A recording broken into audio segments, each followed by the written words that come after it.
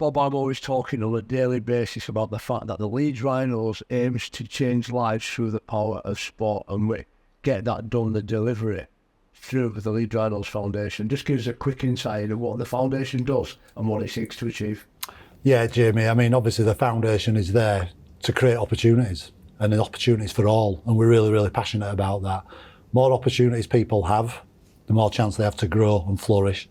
The more we go by our mantra, it being for all, means that everybody in society stands a chance of realising those opportunities. I came through the men's team back in my day, 1997, we had a men's team that was serviced by an academy and a reserves team. But now we've also got a championship winning women's team and all outstanding. Just gives us a bit of an insight into the Rugby League development plan and how those opportunities are created for both men and women. Yeah, I mean, at the core of our charity, the Rugby League development plan is what we're all about. We're a charity born from Rugby League, so we're passionate about the sport, its history and its boldness and sometimes interesting decisions it makes around how it wants to further the sport. It's been a pleasure within the Rugby League development plan to seize over years the opportunity to give girls and women much more of a chance to play, rugby league and the running game, and long may that continue. So the Rugby League development plan is all about pushing those opportunities for everybody to have some involvement and participate in some variation of the game. And the women's team is a great example of where, if you put the right resources in, and the club's been fantastic as well with all that you can really take it places. 14th of July against OKR, Inclusivity Round. I don't think, maybe some might be biased, that there's a sport more inclusive than wheelchair rugby league. Leeds Rhinos, again, have had plenty of medals through wheelchair rugby league, World Cup winning players, MBEs in terms of James Simpson, and as well OBE, Tom Halliwell. How proud are you of our wheelchair rugby league team? It's absolutely fantastic. I mean, obviously, for a long time we had an association with the brilliant charity Spider Y that started off the wheelchair team, and then it was right to transition to ourselves. And, it's just a fantastic concept. And it were a pleasure to see them get, on a national stage, the attention that game deserves. And, the interest in it. We've gone now from, squad of 10 turning up on a Wednesday to train to more like 30, 35 people, and we've got a development team and juniors now entering into it. So it's absolutely great, and it professes to be the best inclusive sport, and it really is, because to put people together playing wheelchair rugby league, able-bodied and disabled, is great, and it's a spectacle, isn't it? It's a real spectacle. It's pure to the game, unlike other wheelchair variations of their original sport. Rugby league, wheelchair rugby league is, at the core, rugby league. The hits, the excitement, the camaraderie, the rivalry. It's already there. Yeah, it's a great opportunity. We've also got the physical disability rugby league team as well. And again, 14th of July against OKR, people like Simon Brown will be doing the rounds. And Simon's been unbelievable. He's an inspiring guy. I love his story. But talk to me about the team that surrounds him and what they get to do on a weekend.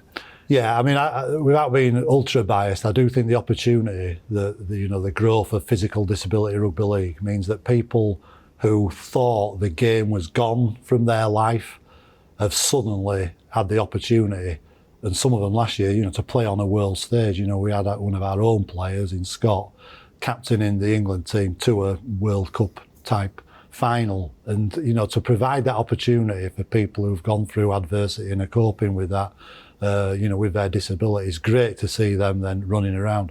Fantastic support from the staff I have, in the likes of Ed Bates and Ben Berry, who really resource that offer that we have as a foundation tremendously well. They're a great bunch of guys.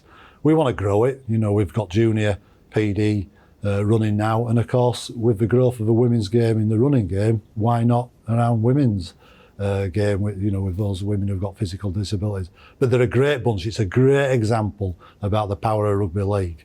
They're an interesting bunch, but they're committed and they're energetic, and they wear that badge with absolute pride and honour. They love it.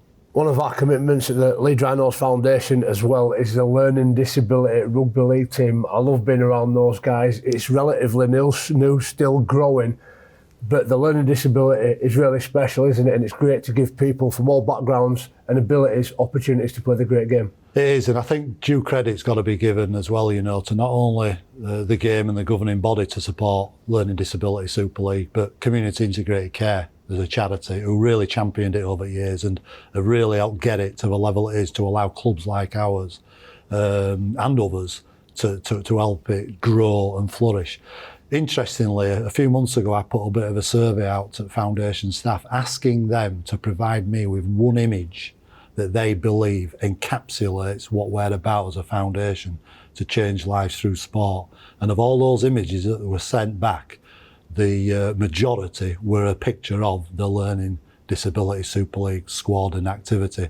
And that were massive for me because I thought, that's great, you know, because you know our staff are like, they're from across all different walks of life, but they see the learning disability version of the game as one that has just sprinkled magic, you know, it's sprinkled magic in society. We see those people coming together, playing, and you know what's great about it? There's never a win or a loss. They just play for enjoyment, and could take a bit of a lesson back to do with that into professional game, really, to be fair, in the spirit of it.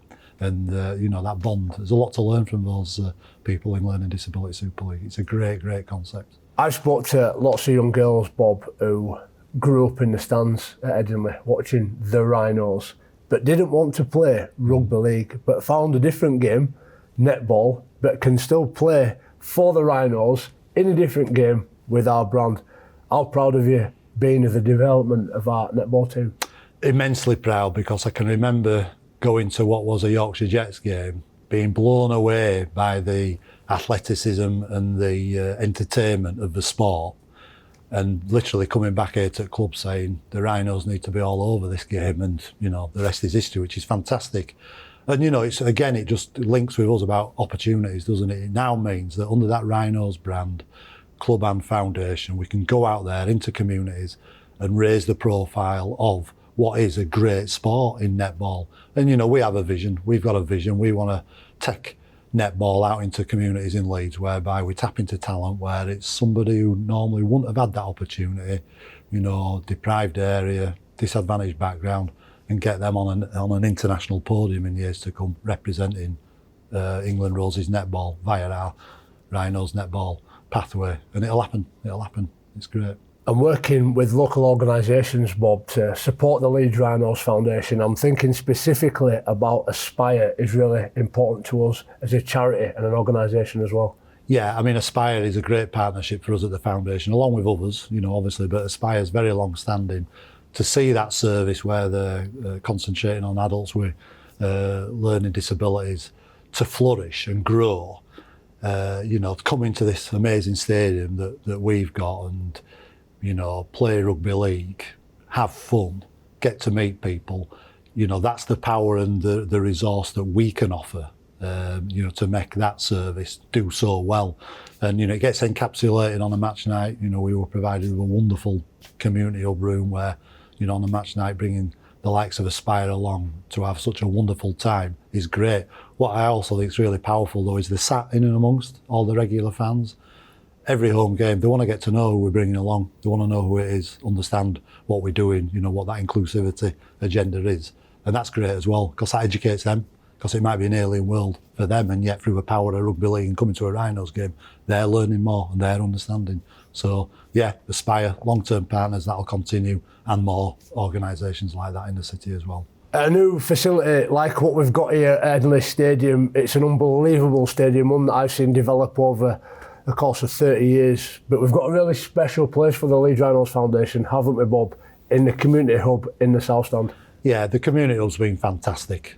When the stadium was built and we were provided with that, it's a great facility. By day, we offer loads of services and a lot within that inclusion agenda from a wonderful facility we've got.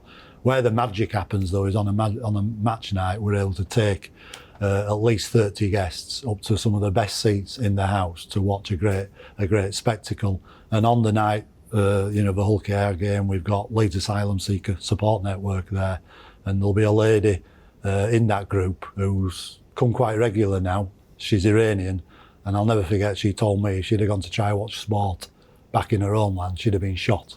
Wow. and she's now, you know, Rhinos fan coming along. That's the power of what we can do when we provide the right, you know, I talk about people, products and place. You know, we've provided a great place, we've got a great product, we've got great people, and it makes a difference.